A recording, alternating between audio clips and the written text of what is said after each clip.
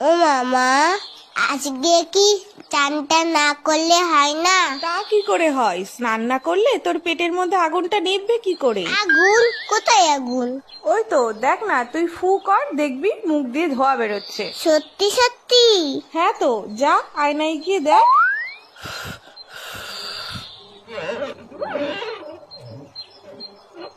ওরে বাবা রে, পেটে আগুন ধরে গেল তো।